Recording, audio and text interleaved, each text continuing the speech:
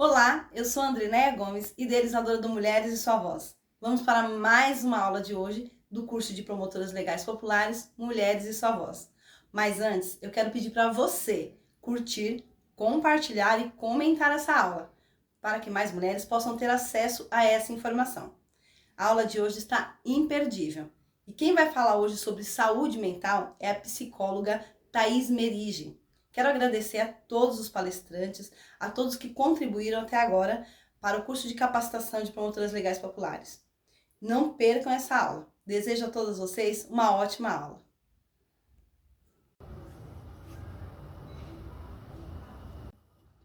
Olá a todas, boa noite ou boa tarde, né? O horário que essa aula estiver sendo disponibilizada para vocês. Conforme slides inicial, né? Meu nome é Thaís, eu sou psicóloga, formada desde 2008, atualmente funcionária de Poá. E hoje nós vamos falar sobre o tema de saúde mental. Esse tema eu escolhi em parceria com uma das coordenadoras, né? Visto que faz muito sentido a gente pensar não só atualmente, né? Após pandemia, todos os temas que têm sido trazidos a respeito da questão de saúde mental, mas principalmente porque muitas das pessoas que vocês atendem, vocês encontram no cotidiano de vocês, podem verbalizar questões relacionadas à saúde mental. E elas podem ou não estar relacionadas a violações de direito, né? Então, eu vou dar uma conceituação. Eu agradeço a todas que participaram e responderam ao questionário que eu pedi. Vou tentar trazer todas as respostas e aí eu vou alternando entre mim e os slides para que a gente possa ir pensando em conjunto, tá? O primeiro slide que eu trouxe para a gente pensar junto tá falando a respeito do que é saúde, né? Se a gente vai falar de saúde mental, vamos pensar primeiro saúde. E muitas vezes a gente ouve das pessoas que a gente encontra que não se sente saudável porque está doente, né? Trazido para nós muito a questão relacionada ao aspecto físico, né? Mas a OMS, né, que é a Organização Mundial de Saúde, ela traz a saúde para além da questão de estar ou não doente, ou ter ou não uma enfermidade, e sim uma questão de bem-estar físico, mental e social. E muitas vezes tem até conceitos mais amplos que vão trazer a questão da espiritualidade, a questão do meio ambiente, a questão ecológica, né? Então, o quanto que as pessoas se sentem bem no espaço físico, dentro da sua realidade, né? Do grupo social, então, mais do que estar ou não doente. Quando a gente fala da questão de saúde, fica mais fácil de pensar quais são as alterações, né? Eu tô com alguma questão relacionada à hipertensão, obesidade, né? E muitas vezes as dicas sempre vão estar atreladas à questão de alimentação, como que está ou não, como que está o sono, hidratação, exercício físico, né? Então, essas cinco dicas aí, né, de questões de vícios, de hábitos excessivos, sempre está ligado à questão física, né? E mais do que isso, né? Eu trouxe aqui cinco corpos humanos aí separados, né? Quando a gente vai até um médico, a gente se queixa de alguma coisa, muitas vezes está relacionado a uma parte do nosso corpo ou uma função do corpo, como está escrito aqui, né? Então, primeiro corpo humano que tem ali, né? Tá mostrando o sistema nervoso. Então, muitas vezes, quando tem queixas relacionadas ao sistema nervoso, um médico indicado é um neurologista. Pode estar ligado a compulsões, pode estar ligado à falta de memória, uma série de questões relacionadas ao sistema nervoso. Quando tem alguma coisa relacionada ao sistema circulatório, vascular ou cardiologista, né? Então aí a gente está falando das questões cardíacas, né? Das questões de falta de retorno venoso nas pernas, inchado na perna, né? Questões digestivas, né?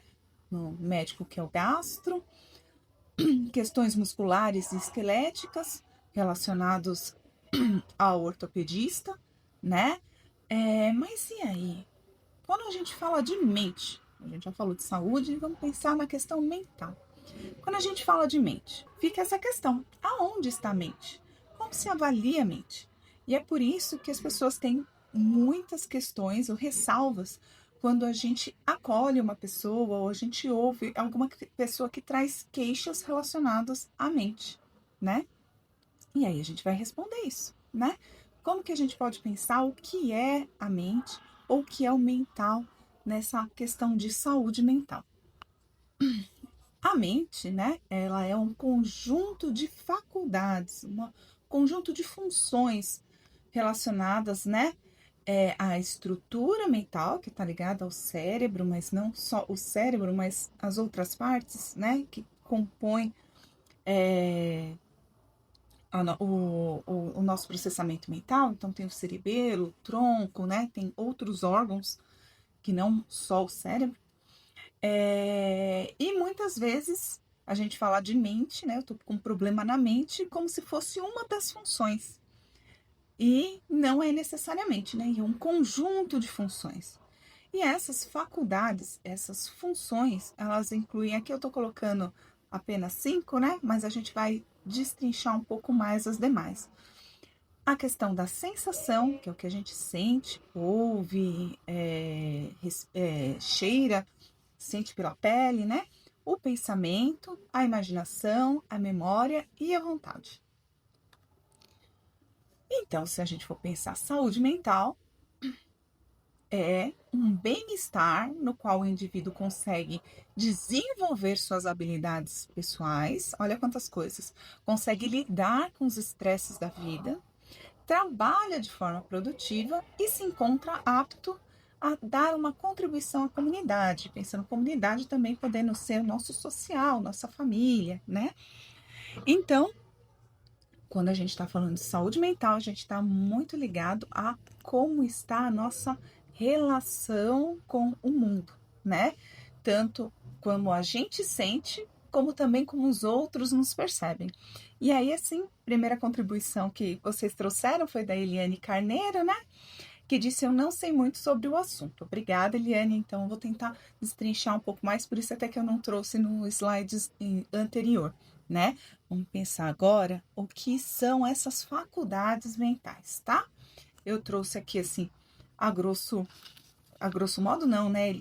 Bem sintetizado, mas aí a gente pode, eu vou conversar assim meio que por cima, e acredito, são muitas coisas, mas eu acredito que já vai dar para vocês terem aí uma ideia do que seria essas faculdades mentais e como poder conversar com essa pessoa que chega. Ou também como pensar vocês mesmos, né? Mas na frente tem algumas questões que são pessoais e geralmente para a gente poder ajudar o outro a gente tem que estar equilibrado aí, né? Então, a primeira função mental que está falando é a consciência. Então, consciente é estar ou não, né, com reconhecimento de quem sou eu, que ambiente eu estou. Então, uma pessoa consciente geralmente é uma pessoa que está vigilante, está acordada. O oposto de consciência ou consciente, como função mental, tá? Tem outros teóricos aí, outros conceitos, mas o oposto é inconsciente, tá? Então, as alterações de consciência vão estar ligadas ao estado de coma, né? Uma pessoa que está em coma não está consciente. O estado de torpor, né? Pode-se pensar uma embriaguez aí não naturalmente, né? Causada por algum entorpecente, tá? A atenção está ligada à capacidade que a gente tem de se concentrar. Então, tem pessoas que conseguem se concentrar em algum estímulo e tem pessoas que ficam desatentas, né? Então, a gente ouve muito a questão do TDAH, né? Que é o transtorno de déficit de atenção. Então, são pessoas que têm essa dificuldade de se concentrar, tá? A dificuldade está relacionada à atenção. E a gente também pode pensar em pessoas que estão super vigilantes, né? Então, tudo que acontece está prestando atenção, né? Às vezes a gente está muito cansado e não percebe que a gente fica muito atento a algumas coisas. E aí a gente está parado e faz um barulhinho, é como se fosse um barulho muito grande, é porque a nossa atenção, ela está focada. A gente perde a questão, por exemplo, de estar cansado, mas a nossa atenção fica mais sensível, né? O terceiro aqui é a memória, né? A memória é a capacidade de fixar conteúdos, conservá-los e puxar, né? Evocar esses conteúdos da mente e reconhecer um estímulo, né? E os significados dados a esses estímulos. Então, a mesma coisa, quando a gente assiste muito filme, né? Mas antigamente falava muito da questão da amnésia, né? Isso a gente vê muito relacionado aí a novelas, a acidentes, né? Que a pessoa bate a cabeça, perde aí essa capacidade de lembrar das coisas, né? Mas pode ter outras situações que a gente pode pensar aqui, né? Tem alguns quadros que estão lá no espectro autista de crianças, jovens ou adultos que têm uma capacidade gigantesca de armazenar conteúdos e evocá-los, né? Muitas vezes é chamado de síndrome de Savant. Então, pessoas que guardam muitas coisas, se lembram de muitas coisas, né? Então, pensar memória é pensar nessa questão de armazenar e guardar conteúdos. A sensopercepção tá ligado a como a gente sente, é a sensação, né, do estímulo físico nos órgãos do sentido. Quais são os órgãos do sentido? O ouvido, né, nossa audição, a questão visual dos nossos olhos, a questão do olfato, paladar, no nosso nariz, né, nossa língua, nossa boca no geral, e a questão do tato relacionado à nossa pele, tá? Então, alterações ou algumas coisas que vocês podem estar pensando aí quando a gente tem alguma memória, a gente sente o gosto de algo, ou lembra de um cheiro de um namorado. Então, isso é como a nossa sensopercepção está funcionando, né? O pior dos quadros relacionado à alteração de sensopercepção está relacionado à esquizofrenia, né? Muitas pessoas elas têm essa alteração, então elas veem coisas que não estão lá, né? Ou ouvem coisas que não estão lá. Isso se chama alucinações, que é a maior alteração relacionada aí à senso-percepção. A orientação, né? O próximo, isso mesmo. Ele está ligado como o indivíduo se orienta no ambiente, né? Então, se ele sabe que dia que ele está, em que local ele está. Então, às vezes, alguém que já passou por algum desmaio, quando acorda, a primeira coisa que pergunta, onde eu estou, né? Ou ela tem uma dificuldade aí de se relacionar com o ambiente, de olhar a rua e reconhecer onde está, né? Isso vai acontecer também, a perda, né, dessa orientação vai estar bastante relacionada às demências, né? Muito se fala da questão do Alzheimer, mas tem vários tipos de demências que vão fazer com que a orientação seja prejudicada. O pensamento. Chegamos na metade agora, né? O pensamento é um aspecto funcional, né? Que está relado a como a gente elabora conhecimento, como a gente elabora ideias, né? E como essas ideias, elas entram aí numa questão de associação, né? Então, pensando um exemplo, né? Como muitas vezes a gente vê, nós brasileiros, paulistas, a gente vê o símbolo do metrô, né? E a gente já associa que lá tem acesso ao metrô. Isso não é tão fácil para alguém que vem de Minas Gerais ou alguém que vem de um outro país, né? Essa associação não é só uma memória, ela tá ligada à memória do símbolo, ela tá ligada ao significado, mas o pensamento de já estar relacionando aí o que significa uma coisa com outra. A linguagem, né? Geralmente é o que a gente fala que é o do sentido mais social que tem, está muito ligado a como a gente se comunica com as outras pessoas, né? Nós somos muito orais, mas a linguagem ela também aborda o aspecto escrito, né? Que é como as pessoas expressam os sentimentos e os pensamentos. É a maneira como a gente transmite o nosso conhecimento, né? Alterações de linguagens, né? Também, assim, no extremo, a gente vai estar relacionando a questão do mutismo, né? Que é a pessoa que não está conseguindo transmitir nenhuma informação, né? Então, aconteceu alguma questão e ela não está. Nós não estamos falando aqui da deficiência, estamos falando de um transtorno, algo que a gente possa estar observando de alteração da linguagem, né? A pessoa que é muda, ela não desenvolveu a linguagem. A alteração da linguagem é uma pessoa que desenvolveu por algum trauma, alguma questão, houve uma situação de não poder se comunicar mais, né? Que a gente relaciona aí a um mutismo. Mas a gente também pode pensar em aquela pessoa que pode ser que tem um transtorno bipolar ou que fez uso de droga e começa a falar as coisas de uma forma muito rápida, muito acelerada e que não faz ser compreendida, né? Então também é uma alteração de linguagem. Aquela pessoa que o termo que fala é gaga, né? Que ela quer falar as coisas e as falas não saem, quase como eu estou fazendo aqui agora, né? A gente quer falar e vai tropeçando um pouco, alteração de linguagem, né? Também a linguagem pode estar atrelada lá a problemas de memória, né? Ou alterações de pensamento, pessoas que estão com processos de demência, às vezes elas apontam uma coisa e falam, eu quero aquilo. Aí você pergunta, aquilo o quê? Aquilo que eu comi outro dia, e ela não consegue falar que é uma maçã. E aí a gente tem que ficar falando assim, é uma manga, é uma fruta, né? Até que a pessoa consiga associar o que ela deseja, né? E fazer com que isso seja comunicado pra gente, né? Seguindo aqui, a gente segue a questão, a função da inteligência, né? Que é como nós podemos aproveitar as experiências que a gente teve para se adaptar a novos problemas e situações, né?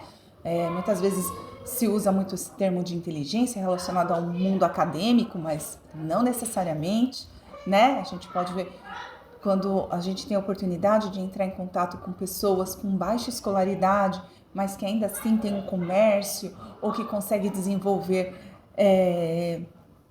outros tipos de habilidades, a gente vê a capacidade de inteligência de aproveitar experiências, desejos e transformar isso em trabalho, em resultados, né? Então, a inteligência ela não está ligada necessariamente a aprender ou não um material escolar, né? Mas ela está muito mais ligado à questão dessas experiências que a gente teve e a gente conseguir modificar aí o nosso futuro, tá?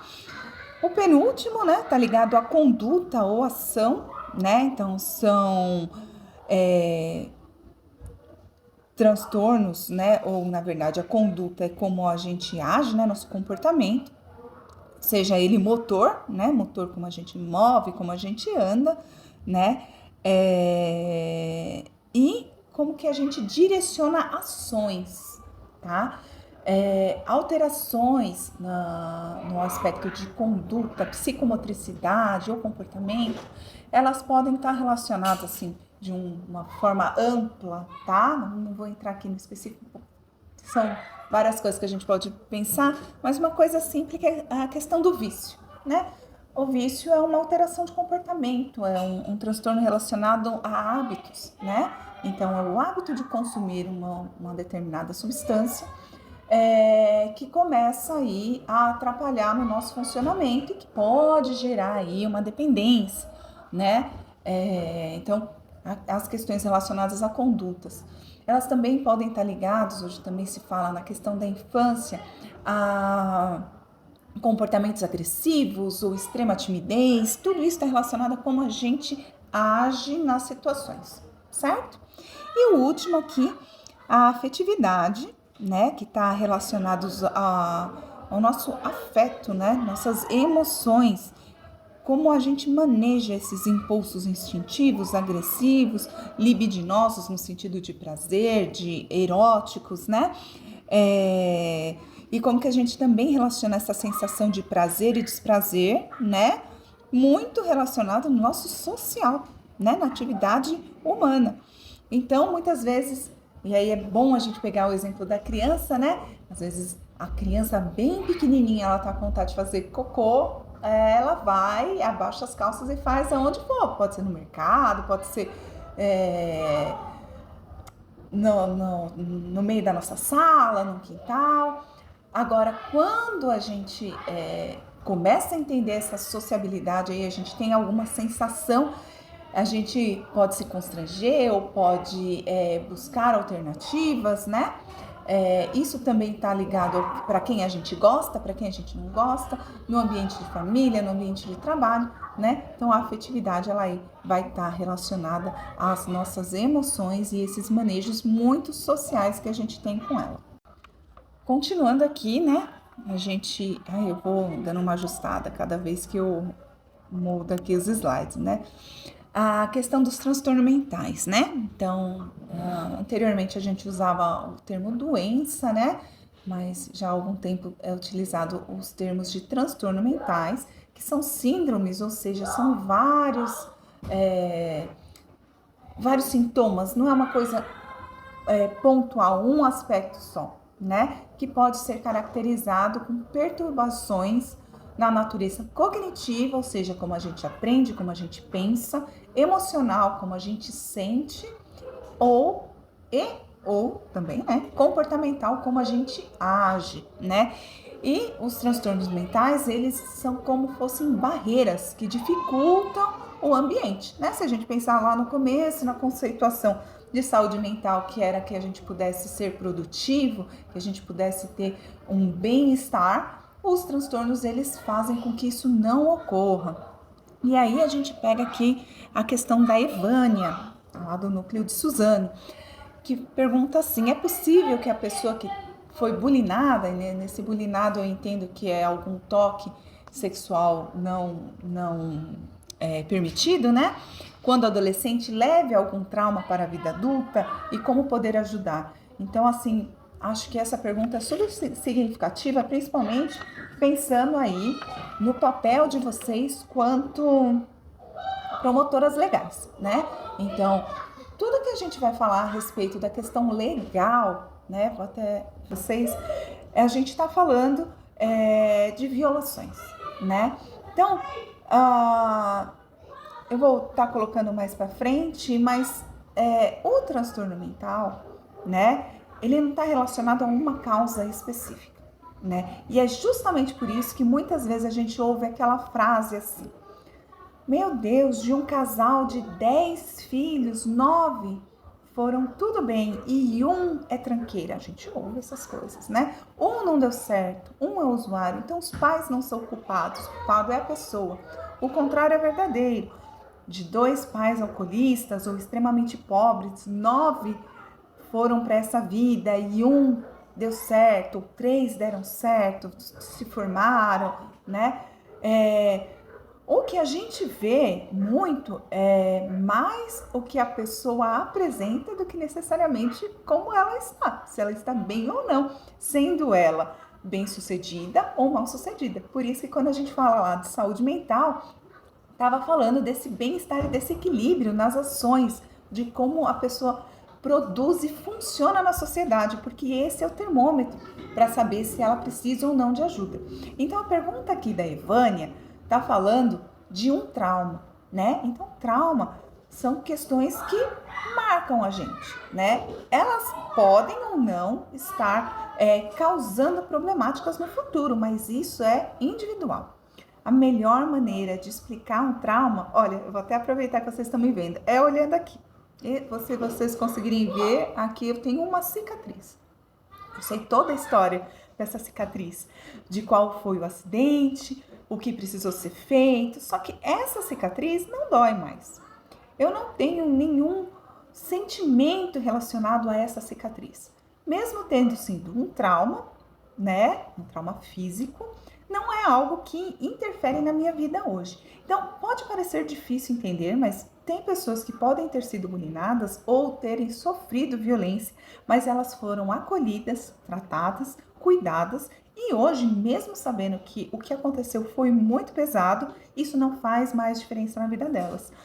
E tem pessoas que sofreram a mesma coisa, menos ou mais, e que esta cicatriz, esse trauma não foi cuidado, não foi tratado e faz diferença na vida da pessoa até hoje. E muitas vezes a pessoa nem consegue associar, né? Então, acho que, Ivânia, tô tentando aí, né? Acho que meio que responde aí. Antes de eu ir para a próxima, até que vai estar falando sobre algumas questões relacionadas ao que pode acontecer para ter o transtorno, pensar que tudo que acontece a respeito de saúde mental ele vai envolver 3 aspectos, tá? Que é o biológico, né? Então, recentemente até eu fiz um teste genético bastante interessante e que consta lá que eu tenho predisposição ao alcoolismo. Então, eu tenho na minha família pessoas, né, que foram alcoolistas e eu tenho esse gene na minha constituição. Necessariamente eu vou ser uma pessoa alcoólatra, alcoolista, se eu nunca beber, isso não vai fazer a diferença. Então, mesmo que eu tenha um traço genético, nem sempre ele é responsável 100% para que eu adoeça ou eu desenvolva um transtorno. O segundo passo é a questão biopsíquico, é da nossa constituição psíquica, né? Se eu fui uma criança tímida, se eu fui exposta, se eu fui uma criança que externa muito agressiva, né? Então, a gente vai observando nas crianças, cada uma vai trilhando ou direcionando um caminho psíquico, né? De ser mais extrovertida ou ser mais introvertida, né? Isso naturalmente, sem traumas, né? Vamos pensar os traumas que é o próximo.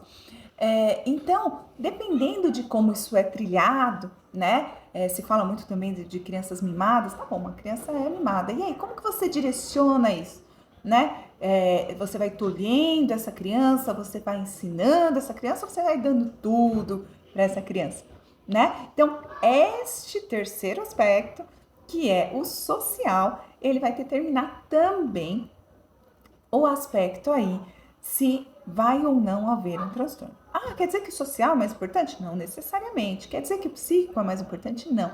Mas quer dizer que o adoecimento está relacionado a esses 3 aspectos, né? E ele não é muito mais diferente do que os acometimentos de saúde física. Não, então eu tive familiares que tiveram diabetes, quer dizer que eu vou ter diabetes? Às vezes não. Se você se cuidar, fizer uma boa alimentação, pode ser que você passe ao longo da sua vida sem ter diabetes, apesar dessa predisposição. E aí tem pessoas que sem predisposição nenhuma tem uma vida desarraigada aí, né? E pode desenvolver o diabetes, tá? Então, pensando aí agora relacionado a situações sociais, tem algumas questões que podem ser disparadores, né? Olha, como entrada na escola, o início dos estudos, né? Uma vez eu conversei com uma mãe, né? Eu nem atendi a criança, mas ela falou que a menina com 4 anos entrou na escola e ela se evacuava, ela tinha muito medo e a mãe deixou a menina lá do mesmo jeito. Então foi um ano inteiro em que essa menina ficava acuada do lado da sala, sem produzir nada.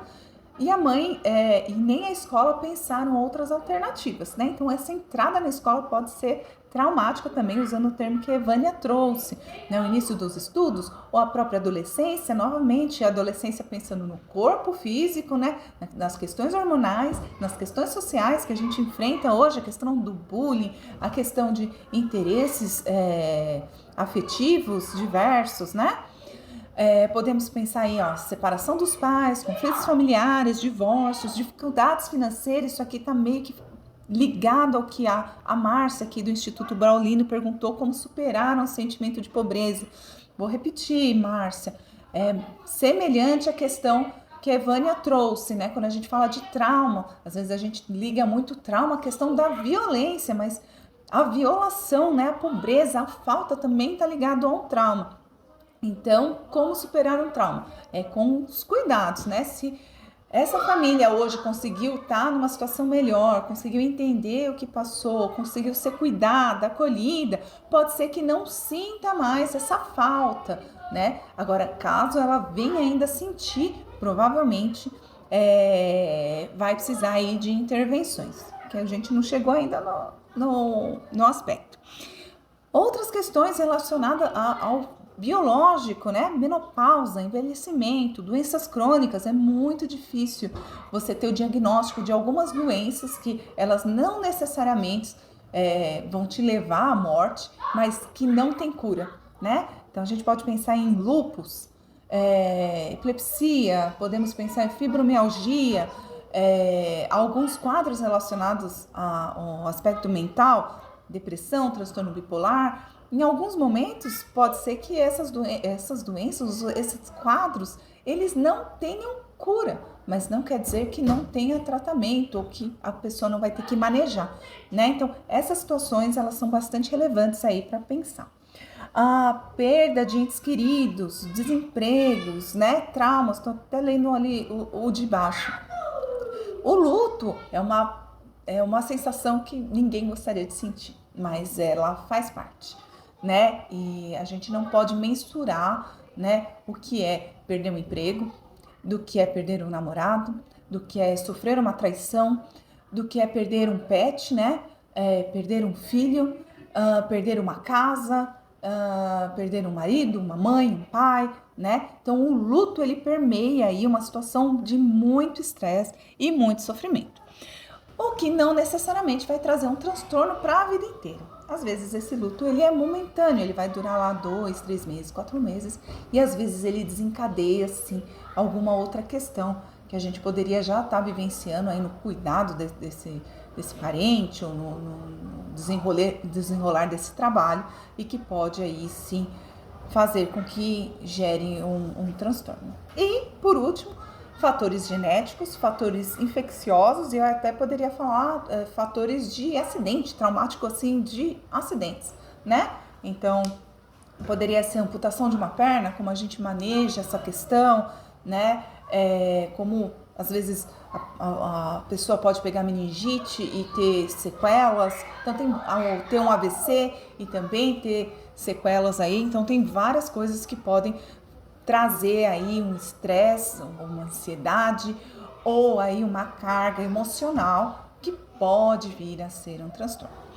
Aí a Márcia também, ela faz essa pergunta aqui, como não escutar as vozes dos sabotadores da nossa mente que nos fazem procrastinar e adiar nossos sonhos.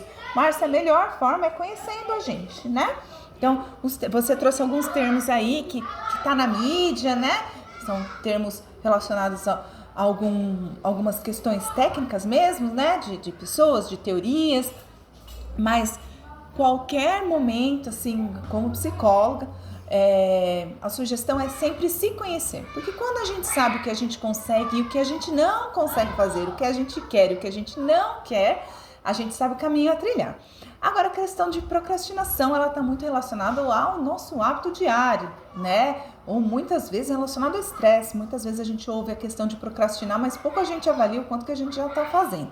Então, a melhor forma de entender aí tanto esse termo que você usou aí, sabotadores, quanto a questão de sonhos e a questão de procrastinar, é se conhecendo, tá? E o Paulo Coelho pontua aí como controlar nossas emoções. E aí eu não sei direito como responder, por quê? Porque às vezes a gente não tem que controlar as emoções, né? A gente tem que manejá-las. Então, se a gente tá triste, a gente tem que evitar de estar triste, a gente tem que ficar triste, né? Deixa eu voltar aqui. Se a gente tá com raiva, a gente precisa sentir essa raiva. A questão é o social, né? Então, se esta raiva ou essa tristeza, ela realmente...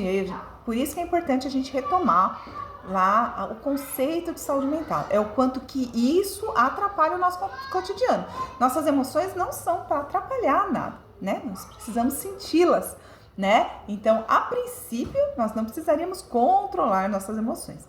Agora, a gente precisa controlá-las se o espaço não está correto, né? Então, se a gente gosta muito do nosso time e a gente tá no nosso trabalho, nosso time perde, e aí a gente começa a xingar, a chutar, então assim, essa emoção está no lugar errado e a gente sim não está conseguindo manejar de forma correta. Isso fica disruptivo, isso fica fora do contexto, tá? Então isso sim pode ser necessário buscar alternativas aí de como manejar essas emoções, como conseguir outros caminhos, né? Às vezes sair para ir no banheiro, às vezes rasgar um papel, rabiscar alguma coisa, para que não seja tão disruptivo assim no ambiente. Mas, ademais, a princípio, nós não precisaríamos controlar as nossas emoções, nós precisamos senti-las. E parte do adoecimento está ligado a gente querer evitar essas emoções, né? Eu não posso ficar triste. né? Eu tenho 2 filhos para criar, meu marido morreu, eu preciso ser forte, eu preciso manejar. E isso, em algum momento, traz de volta algum adoecimento, algum impedimento, alguma barreira. Eu tive um filho com deficiência, mas eu tenho um filho e eu não posso ficar triste ou com raiva no mundo. Isso pode vir e trazer em algum momento algum adoecimento que não é só mental, mas pode ser físico também. Bora lá? Continuando aqui, né? Vem um aspecto relevante, né? Que é como identificar. E aí eu vou puxar como eu tinha dito antes, né? Pode ser tanto como identificar em vocês, mas como identificar nas pessoas que vêm solicitar apoio para vocês.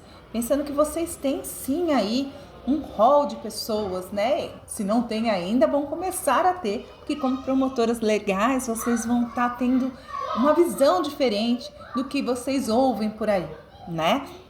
Então, bem relacionado ao segundo slide que eu coloquei lá para vocês, falando da questão da nossa saúde, quando começa a haver alguma questão relacionada à nossa saúde mental, pode ter alterações no sono, dormir demais, dormir de menos. Um dia só? Não. Né? A gente teve muito estresse, eu tive que fazer essa apresentação, não consegui dormir, quer dizer que eu tô com algum transtorno? Não necessariamente, né? O que vai precisar ser visto? Quanto tempo, se tem alguma razão de ter ou não, né? Então a gente estava um pouquinho antes falando da questão do luto, a gente acaba de perder uma pessoa, a gente tá sem perspectiva, tá muito triste, aí começa a dormir 2, 3 dias, muito tempo. Quer dizer que tá com transtorno? Não necessariamente, tá? Mas é um alerta aí. Sono. 2, novos hábitos alimentares, ou em grande quantidade, ou em pouca quantidade, ou em baixa qualidade, ou em alta qualidade, né? Principalmente nos horários que tem fome. Então, o horário que tem fome não necessariamente são os horários das refeições, né? Muitas vezes a gente tem fome na intercala de refeições. Então, é bastante interessante entender aí o que está acontecendo. Mudanças repetidas de humor de modo diferente do habitual, né? Uma pessoa mais irritadiça, uma pessoa mais triste do que o normal, né? E começa, ou mais ansiosa, e aí começa a pensar assim, poxa, eu não tô me reconhecendo, ou as pessoas falaram, eu não tô entendendo o que tá acontecendo com você consegue me explicar? Então, esse tipo de situação que ou a gente sente assim, ou a gente vê uma pessoa assim, algo que a gente precisa conversar, tá acontecendo alguma coisa, observa melhor, eu tô percebendo isso, o que você tá percebendo, né? Então, pessoas que se afastam do convívio de outras, ou de envolvimentos sociais, assim, de modo brusco, repentino, ou vai sendo aí de longo prazo, né? Tensão ou ansiedade com frequência, né? Como se sempre estivesse nesse mesmo estado. Pode ter aí, episódios de esquecimento, memória fragilizada e a possibilidade de passar a fazer uso de substâncias, né? Pode ser o álcool, que é uma droga ilegalizada, né? Ou outras que possam estar vindo aí a pessoa ter acesso, né? E aí a Maria Juscelina, do Macapá, nossa, eu fiquei emocionada de ver aí que essa aula tá indo tão longe, viu, Juscelina? Pergunta como lidar com o estigma de saúde mental. Então, olha, eu vou retomar o slide que eu coloquei. Quando a gente começa a falar assim, tem um problema no fígado, ninguém questiona se você tem problema no fígado ou não. Eu estou com pneumonia, ninguém questiona você se você está com pneumonia, não. Mas quando as pessoas relatam que elas estão com transtornos mentais, qualquer um que seja, sempre tem uma desconfiança. E isso está muito ligado à introdução que eu fiz para vocês, porque não tem necessariamente uma forma de constatação física, por exame físico, né? Então, a constatação dos transtornos mentais, ela está relacionada aí à avaliação clínica, ao que a pessoa fala e do acompanhamento médico, o acompanhamento familiar, né?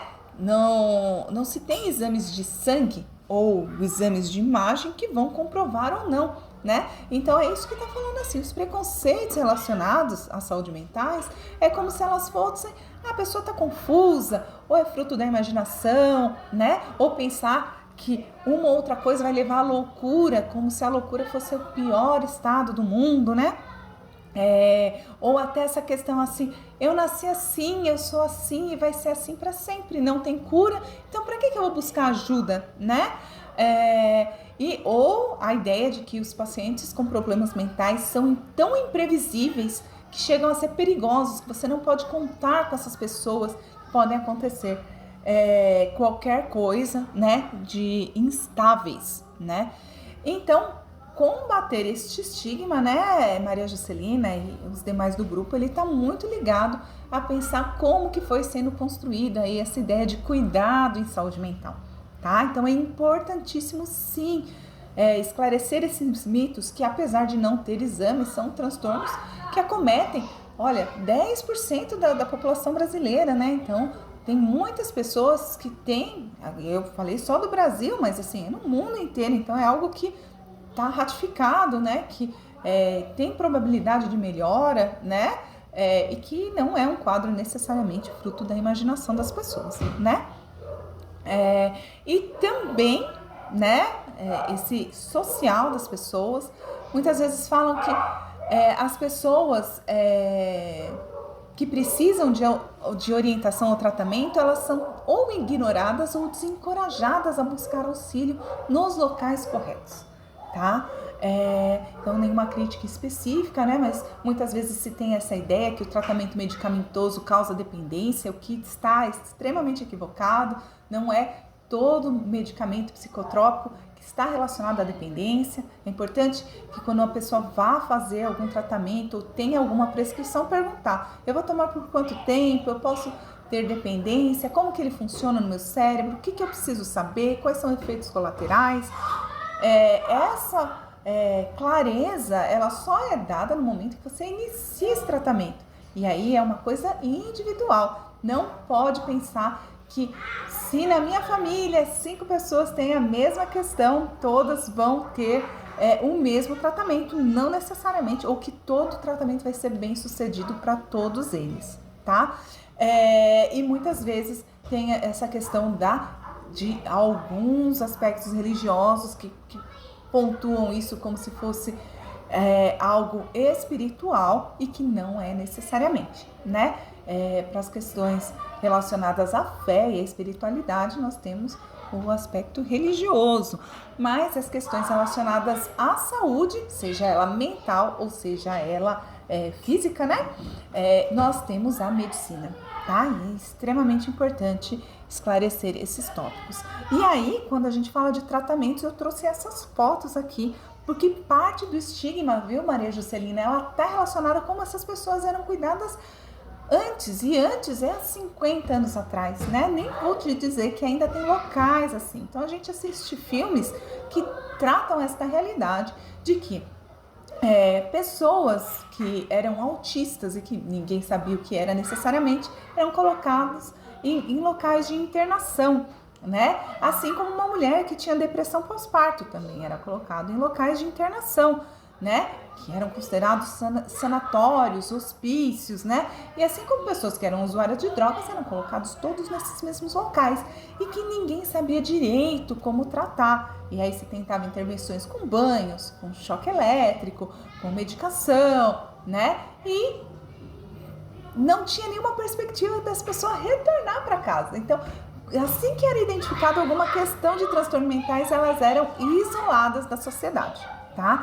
Isso não é para acontecer mais hoje, apesar de nós ouvirmos muito, em especial a questão dos transtornos relacionados à dependência, né? As famílias solicitando internação das pessoas. Não necessariamente todos os casos têm indicação de internação, e aí é necessário saber que internação é essa, que tratamento é esse e qual é a perspectiva desse tratamento, tá? Hoje, o que nós temos de rede de apoio de saúde mental, olha só, primeiro caminho, então vamos lembrar lá, vamos lembrar de quais eram os sintomas. Olha, tô com dificuldade de dormir, tive alteração da minha alimentação. Primeiro lugar que a gente tem que ir, o nosso clínico, no nosso clínico, ou no nosso ginecologista, na pessoa que conhece a gente, né? E ele vai lá fazer essa primeira avaliação. Pode ser que a gente tá com dificuldade de sono por uma questão hormonal, da menopausa, ou pode ser que a gente tá com essa alteração de sono por algum transtorno mental. Pode ser que a gente tá com uma alteração de alimentação por uma anemia, ou alguma alteração física, uma gastrite, ou pode ser por algum transtorno mental, tá? Então, o primeiro lugar que a gente vai é na unidade básica de saúde, posto de saúde, NASF, né? Núcleo, Estratégia Saúde da Família.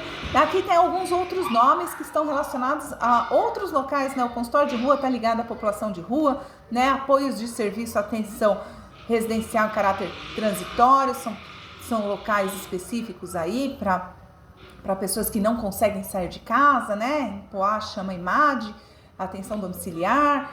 Cada local vai ter um termo específico, né? Em segundo nível aí a gente tem o CAPS.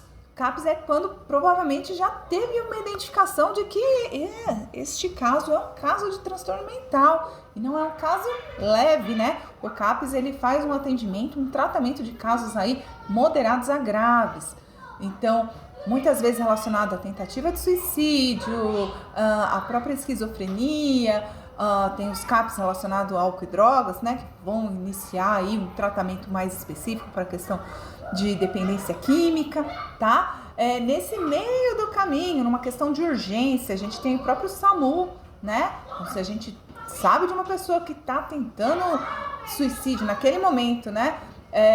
Ou está agredindo uma pessoa, está em surto, né? O termo, né? Uma pessoa que está aí fora das suas faculdades mentais, que você conversa, ele não ouve, né? Provavelmente alucinando. Então, elas vão estar sendo direcionadas aí para o SAMU, para a UPA, né? Hospital, unidades de urgência, de pronto atendimento, tá? Então, a gente viu nesses 3 primeiros que, dependendo da gravidade do quadro, tem um local direcionado para começar aí o tratamento, tá? Ninguém que está em surto vai no posto de saúde, né? E ninguém que está apenas com problema de sono vai no pronto-socorro, tá? Então é importante, quanto mais cedo a gente conseguir identificar aí que tem uma alteração, a gente buscar o local necessário, tá? Aí esses 3 últimos, vou tirar a atenção hospitalar, que ela tá bastante ligada aí à urgência e emergência, né? Mas na verdade, não, eu vou até explicar. Essa atenção hospitalar tá ligada sim a esta internação, tá? Então quando a gente fala do pronto-socorro é uma questão pontual, né, de surto, dura lá até 3 dias para estabilizar a pessoa, mas quando a pessoa precisa, seja na questão de álcool e droga, de uma desintoxicação, na questão de saúde mental, uma estabilização de medicação, alguma coisa mais longeva, né, um tratamento maior, né, de uma maior duração, ela provavelmente vai ter essa internação aí em enfermaria especializada, né, um serviço de hospitalar de referência, tá bom? Então eu vou pegar ali o quarto, que é a atenção residencial de caráter transitório, e os 2 últimos, né, que estão relacionados aí à melhora do quadro, né? Então assim, unidade residencial de caráter transitório, né? São quando a pessoa já está lá fazendo um tratamento e ela precisa aos poucos ir se estruturando como conviver numa residência. Então tem lá uma unidade de acolhimento que está lá mais relacionada a uma casa e não necessariamente ao hospital, né? Bastante relacionada ao serviço de atenção em regime residencial. E os 2 últimos, né, são estratégias de desinstitucionalização. Que está ligado a pessoas que viveram muito tempo naqueles hospícios, manicômios, como eu tinha dito, né? E que não tem necessariamente necessidade de ficar nesse tipo de internação, mas não foi encontrado as famílias, né? São pessoas que perderam aí os vínculos comunitários, né? Às vezes até tão mais idosas, e aí o governo propõe essas residências com cuidador, né? Para que as pessoas vão convivendo com essa possibilidade de retornar à comunidade, tá? E tem as possibilidades de estratégia de geração de renda voltadas às pessoas com transtornos mentais e empreendimentos aí, cooperativas sociais. Até já faz algum tempo, né, a saúde tem estas datas, né, estes meses relacionados à conscientização, janeiro branco relacionado à saúde mental e o setembro amarelo relacionado à prevenção de suicídio, né? E essas datas aí específicas, 18 de maio, que é o dia da luta antimanicomial, 10 de outubro, o dia da saúde mental. Um canal interessante aí para saberem, né? Tem um canal de urgência, muitas vezes, né, a pessoa não sabe aonde buscar informação ou não consegue entender direito o que está acontecendo com ela. É o CVV, né, que é um centro de valorização à vida, muito relacionado à prevenção do suicídio, que é gratuita, que funciona 24 horas e que às vezes vai dar um norte para essa pessoa. Uma pessoa que nunca parou para pensar o que estava sentindo, pode ser que encontre aí um acolhimento no CVV, tá? O nosso último slide aqui, né, terminando, deixa eu fazer uma adequação aqui no celular. São dicas, né? Primeiro, essas dicas aí de saúde mental, tá? Então, elas valem para vocês, mas elas também vão valer para as pessoas que vocês que entrarem em contato com vocês, tá? Isso está relacionado a cuidado, tá? Então, vocês como promotoras, né, vão poder intervir na vida de muitas pessoas, né? E aí eu vou retomar a questão do estigma, né? Então, vocês vão poder dar uma orientação de cuidado e eu espero que vocês nunca deem uma orientação relacionada às questões de preconceito, né? Então, acho que a ideia hoje foi poder pensar aí um pouco nas alterações que as pessoas podem ou não sentir, pensar quais são os caminhos para entender o que está acontecendo, principalmente na rede de saúde. É a rede de saúde que vai ver a saúde das pessoas. E agora a gente vai pensar, então, o que podemos pensar aí de dica para prevenção. Parece difícil entender isso, mas tem coisas que a gente pode prevenir, ou de melhora na qualidade de vida, ou mesmo em pessoas que já têm aí um transtorno mental diagnosticado. Que é a questão de manter uma alimentação saudável, a questão de atividade física, de viver momentos com a família, né? Viver momentos com a família, não é lavar a louça ou se preocupar muito em fazer as coisas, e sim poder saborear, de estar junto. É uma diferença muito grande aí nessa rotina corrida que a gente tem, né? Reservar um tempo para curtir a vida própria. Então, muitas vezes, e aí a gente tá falando de mulheres, né? Mulheres que têm essa jornada tripla, elas perdem qual é o desejo, qual é o gosto, qual é o interesse, quais são as coisas que elas gostam. E é muito importante pensar nisso, tá? O que você gosta de fazer, você promotora legal, o que você gosta de fazer, o quê? É um filme? É uma música? Há quanto tempo você não faz isso que você gosta? De nadar num lago, tomar um abacate com leite? Pessoal aí do Nordeste que fala do açaí, mas aí eu acho que tá mais próximo, comer amora, subir numa árvore, andar descalço. O que você gosta? Mexer no barro, pintar um desenho, né? Acho que é muito importante isso, e ali relacionado à convivência com os outros também. Reforçar laços de amizade, muito difícil. Quem está trabalhando muito, pensar que se perde algumas amizades, mas se a gente perde, a gente pode achar, né? Então é importante pensar que as amizades são essenciais aí para ter uma qualidade. Se a gente ficar com um ambiente social muito restrito, isso faz com que às vezes a gente não receba as orientações que a gente precisaria, principalmente de um amigo. Não abrir mão de boas noites de sono e não ter vergonha de buscar ajuda profissional, tá? Termina aqui esse slide falando, lembre-se, você não é super-herói, então vou retificar, você não é super-heroína, né? Temos limites, né? Então isso é bem legal de se pensar. E aqui as últimas duas perguntas, né?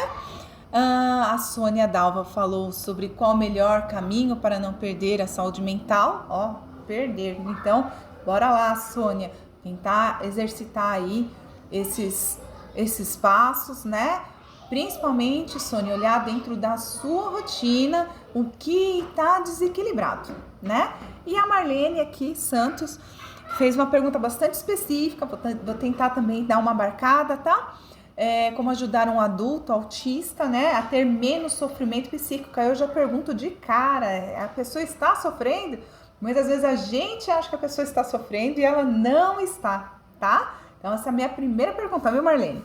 Um adulto autista a ter menos sofrimento psíquico. Muitas vezes o autista não tem sofrimento psíquico, a gente que se compadece da situação. Mas se tiver sofrimento psíquico, vamos lá. Já que a pessoa tem que se relacionar com outras pessoas e essa é a sua principal dificuldade, novamente. Às vezes o autista não tem que se relacionar. Agora, se ele precisar se relacionar, ele vai ter que desenvolver algumas habilidades aí. Então, tem a questão de ter o sofrimento e ter a dificuldade. Às vezes a gente tem a dificuldade, mas não tem sofrimento. Às vezes a gente tem sofrimento, mas não tem a dificuldade. Às vezes a gente tem dificuldade e sofrimento. E às vezes a gente não tem nem sofrimento nem dificuldade. Mas o autista ele vai ter realmente essa dificuldade aí de relacionamento. Pedir para um autista socializar é pedir para um cadeirante ficar de pé. Exatamente isso. Mas é preciso, então, essa é a pergunta. Será que é preciso ou será que as pessoas estão forçando que isso aconteça? É necessário que a pessoa neurodivergente queria saber se a senhora tem alguma metodologia para isso, a senhora tem alguma dica que não seja terapia ABA relacionada, pois a pessoa é um adulto, uma mulher adulta. Novamente, que nem eu comentei com a outra pessoa, e eu acho que agora é hora da gente explicar um pouco mais, né? A área do cuidado em saúde mental, ela começa lá com o médico clínico, o ginecologista, mas no momento em que se é diagnosticado transtorno, os especialistas na área de saúde mental são o psicólogo e o psiquiatra, tá? Em alguns momentos tem outras especialidades que ajudam aí, principalmente quando a gente fala de CAPS, que é o TO, que é a fono, muitos assistentes sociais também trabalham nesse viés aí de intervenção social. Então, Marlene, né, a pessoa que tem a dificuldade precisa buscar a melhor alternativa. A linha de intervenção do ABA, né, ela está hoje muito em destaque, né, principalmente para crianças, mas pode ser mesmo que uma pessoa adulta não se sinta tão confortável na terapia, mas vai ter que fazer terapia, vai ter que buscar um profissional que entenda se a pessoa está sofrendo e qual é a dificuldade e qual é a necessidade dela de se relacionar.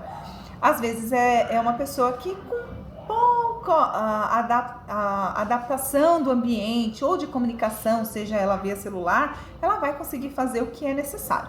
O que a gente não pode cobrar é mais do que ela pode dar. Por isso que quando eu falei, temos que saber nossos limites aqui e na outra questão, é isso que é mais importante. Tá? Então, esta pessoa, assim como você, Marlene, assim como eu, nós precisamos saber qual é o nosso limite, né? Eu não tenho nenhuma diretriz específica que poderia casar neste caso, mas eu acredito que a pessoa buscando nessa rede de cuidado, ela vai ter um norte específico para ela, tá? Eu agradeço a todas, é um grande prazer mesmo ter feito essa aula. Nós poderíamos falar muitas coisas de saúde mental, muitas coisas de transtorno mental, mas pensando nas pessoas que vocês vão estar atendendo e que talvez esse seja o primeiro contato que vocês estão tendo, eu tentei abranger algumas coisas aí que pudesse fazer com que no contato e no acolhimento dessas pessoas vocês pudessem minimamente ter um norte aí. Parabéns e sucesso a todas vocês. E muito orgulho aí de poder fazer a diferença na vida das pessoas. Um grande abraço.